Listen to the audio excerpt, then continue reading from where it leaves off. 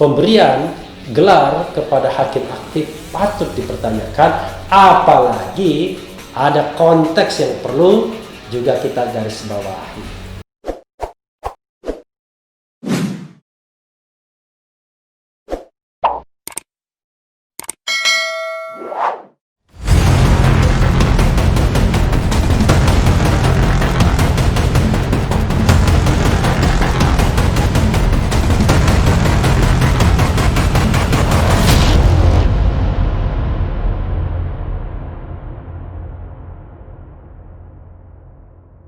Assalamualaikum warahmatullahi wabarakatuh, sobat RH sekalian.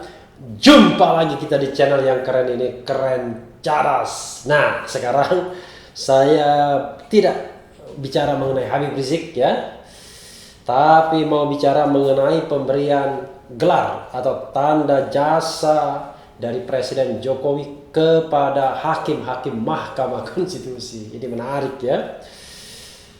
Judulnya sebagaimana dilansir oleh Detik News, kok hakim MK aktif dapat tanda jasa dari Presiden Jokowi? Luar biasa ya. Saya bacakan ya. Jakarta, 6 hakim konstitusi mendapatkan penghargaan Bintang Mahaputra dari Presiden Joko Widodo Jokowi. Kepala Staf Kepresidenan Muldoko memastikan independensi Mahkamah Konstitusi MK tidak berkurang dalam mengadili perkara.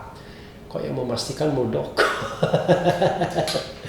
Apakah pemberian tanda kehormatan kepada para hakim MK itu tidak mengurangi independensi? Tidak, karena di sini posisi Presiden selaku kepala negara dan kita mereference beliau-beliau yang pernah mendapatkan Mahaputra, yaitu Pak Jimli Asyidiki, Pak Hamzah Zulfa, Pak Hamdan maksudnya ya, dan beberapa yang lain, ujar Muldoko kepada wartawan di kantornya Jalan Veteran Jakarta Pusat Kamis 12 November 2020. Nggak nyambung ya, sebagai kepala negara yang memastikan Muldoko independensi itu ya. Sekali lagi bahwa Presiden selaku kepala negara memberikan itu karena menjalankan konstitusi. Lalu kalau tidak diberikan berarti konstitusi tidak dijalankan? Tidak juga kan, bisa ditunda sampai mereka nanti pensiun ya. Ada konstitusinya, ada dasarnya, jelas Muldoko melanjutkan. Ya memang konstitusi memberikan kewenangan kepada presiden untuk memberikan gelar dan tanda jasa, tapi kapan diberikannya itu kan kewenangan sepenuhnya presiden.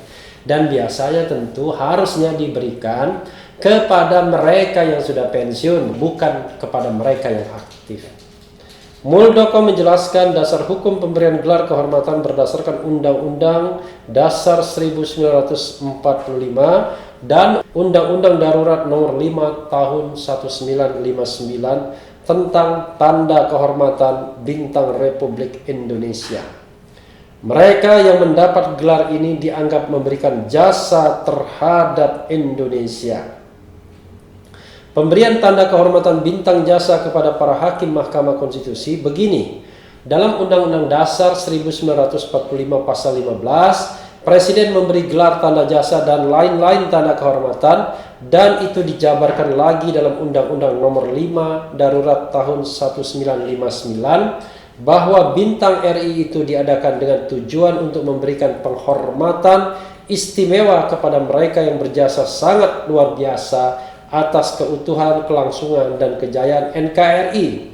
Itu harus dipegang teguh dulu, kata Muldoko. Ya, apa hubungannya? Artinya ya dasar itu memang berlaku untuk dalam hal pemberian gelar dan tanda jasa. Tetapi kan soal timing yang jadi masalah, kan soal waktu pemberian. Penilaian apa yang diberikan dalam pemberian tanda kehormatan?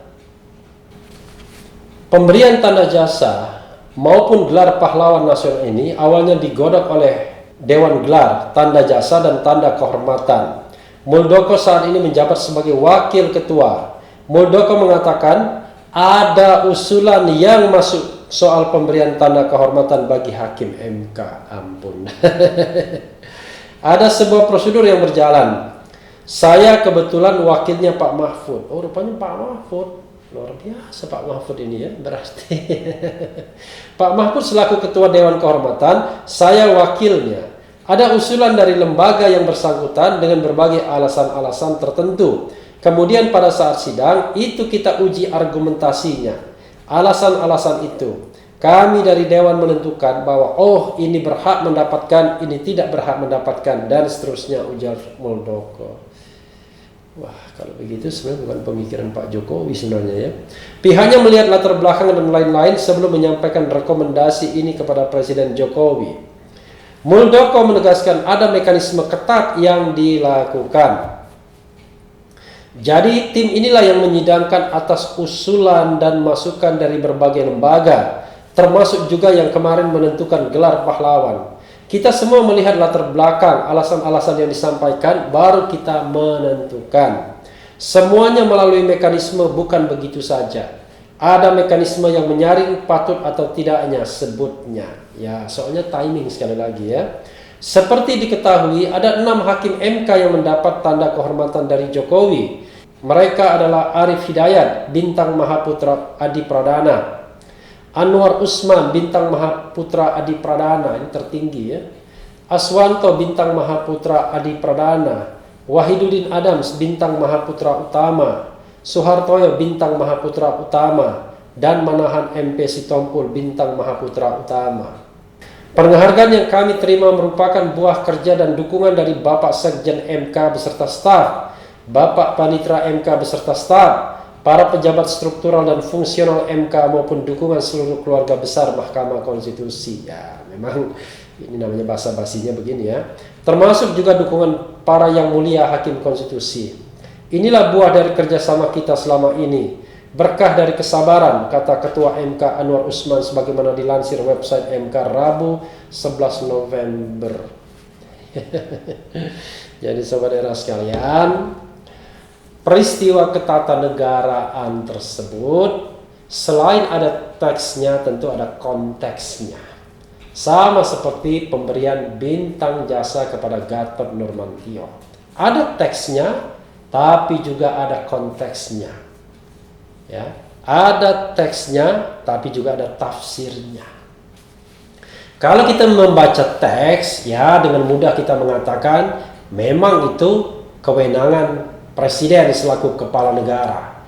Ada pasal dalam konstitusi, pasal 15 tadi yang telah disitir. Kemudian ada juga undang-undang darurat tahun 1959 zaman Bung Karno, dan juga adalah sebuah kelaziman yang sudah dipraktikkan berpuluh-puluh tahun dalam ketatanegaraan kita. Fine so far ya, tidak masalah.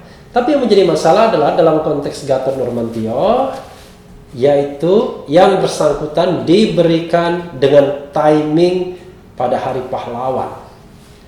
Jangan-jangan karena Gatot Nurmantio penghargaan ini diadakan pada Hari Pahlawan. Jangan-jangan, who knows, ya kan? Karena kita tahu bahwa deklarasi Koalisi Aksi Menyelamatkan Indonesia itu baru dilakukan pada tanggal 18 Agustus dan September, Oktober, November, kurang dari 3 bulan kami sudah accepted, diterima di mana-mana. Banyak yang mau berpartisipasi sehingga dihalangi sana, dihalangi sini untuk melakukan deklarasi. Gatot tiba-tiba menjadi tokoh yang penting dalam ranah civil society dan menjadi simbol dari oposisi. Konteks itu yang barangkali bisa dijelaskan kepada publik kenapa November diadakan juga pemberian bintang Mahaputra. Itu Gatot Nurmantio. Berikutnya mengenai hakim Mahkamah Konstitusi. Apalagi urusannya? Ada 6 hakim aktif, which is mayoritas berarti karena jumlah hakim MK 9 diberikan bintang. Tidak habis pikir saya. Apakah nanti setelah mereka pensiun akan diberikan bintang lagi? Jadi apakah bintang itu diberikan per periode? Luar biasa ya. Karena mereka masih menjabat dan tidak ada jaminan mereka akan menjabat secara mulus karena sudah terjadi kepada 3 orang hakim konstitusi. 1 Akil Mukhtar, 2 Arsyad Sanusi yang mengundurkan diri sebelum masa pensiunnya berakhir karena pelanggaran kode etik juga, dan ketiga Patrialis Akbar. Jadi MK bukan lembaga yang steril, sudah ada contoh-contohnya. Karena itulah pemberian gelar kepada hakim aktif patut dipertanyakan, apalagi ada konteks yang perlu juga kita garis bawahi, yaitu sekarang di MK sedang ada judicial review terhadap banyak undang-undang yang dihasilkan oleh pemerintahan Jokowi, terutama dalam 1 tahun terakhir ini yang ditengarai banyak masalahnya. Mulai dari undang-undang perubahan undang-undang KPK, undang-undang 19 2019, kemudian juga undang-undang yang berasal dari Perpu nomor 1 2020 tentang penanganan corona dan pemulihan ekonomi. Lalu juga ada undang-undang tentang minerba yang ditengarai sebagai agenda dari penambang-penambang besar. Ada juga terakhir undang-undang Ciptaker. Dan jangan lupa ada perubahan undang-undang Mahkamah Konstitusi yang juga ajaib. Tiba-tiba tanpa pembahasan yang luar biasa, masa jabatan hakim MK diperpanjang dari 5 tahun menjadi 15 tahun dan usia pensiun hakim 70 tahun kalau masa jabatannya kurang dari 15 tahun. Luar biasa. Dan semua hakim MK dianggap memenuhi syarat. Padahal di antara hakim MK ada yang belum berusia minimal 55 tahun. Tapi tetap dianggap memenuhi syarat. Karena usia minimal untuk menjadi hakim MK ke depan adalah 55 tahun dan mereka menjabat selama 15 tahun. Artinya kalau 55 tahun dan 15 tahun mereka akan pensiun pada usia 70 tahun. Tapi kalau mereka masuk lebih dari 55 tahun, tetap mereka akan pensiun pada usia 70 tahun. Luar biasa. Tidak ada di Republik ini yang masa jabatannya itu lebih panjang dari hakim Mahkamah Konstitusi. Memang ada hakim agung, tapi jangan lupa hakim agung adalah jabatan karir sebagian, dan sebagian adalah jabatan yang memang diperuntukkan untuk selama-lamanya sampai pensiun 70 tahun. Artinya karakter hakim MK dan hakim agung berbeda. Hakim MK adalah hakim yang sangat spesifik, yaitu menyidangkan soal-soal ketatanegaraan, dibutuhkan tingkat kenegarawan yang luar biasa. Karena itu terhadap hakim konstitusi memang harus betul-betul fit and proper untuk menjalankan fungsi kenegarawanan tersebut. Tidak mudah, tidak gampang diintervensi ya, apalagi oleh kekuasaan dan janji-janji kekuasaan. Ya sobat era sekalian, kalau kemudian banyak yang mempermasalahkan atau mempertanyakan soal-soal seperti ini, MK dan penguasa tidak perlu sewot. Kalau memang berjalan di rel yang sesungguhnya, tidak ada hengki-pengki, kong-kali-kong dan lain sebagainya, ya percaya diri saja. Tapi kalau dalam menjalankan kekuasaan ada soal-soal lobby dari penguasa, lobby dari DPR, pesan-pesan dari kekuasaan, bahkan intervensi dari istana, maka yakinlah sobat era sekalian bahwa kekuasaan seorang hakim itu tidak hanya dipertanggungjawabkan di dunia tapi juga di akhirat. Oke? Semua jabatan akan dipertanggungjawabkan di hadapan Allah Subhanahu wa taala, tapi khusus hakim lebih besar lagi pertanggungjawabannya karena hakim adalah wakil Tuhan di dunia. Dia memutuskan suatu perkara dengan title berdasarkan ketuhanan yang Maha Esa. Saudara sekalian, mudah-mudahan negara kita semakin baik ke depannya dan negara ini tetap dinakodai oleh orang-orang yang amanah, orang-orang yang memegang teguh Pancasila, Undang-Undang Dasar 1945 dan keadaban, serta mereka yang paham betul bahwa kekuasaan itu adalah amanah dan tidak boleh disalahgunakan tentunya. Mudah-mudahan kita tetap jaya sebagai bangsa, tetap kuat sebagai bangsa, dan ke depan kita akan jauh lebih baik lagi. Yang penting tetap di channel ini, karena di channel ini Anda akan dirayu, ditipu, dibaperin, dicecar, diuber pula di jalan khusus. Karena channel ini adalah channel yang mengancam, memeras, dan membenci. Jangan lupa subscribe, like, comment, and share.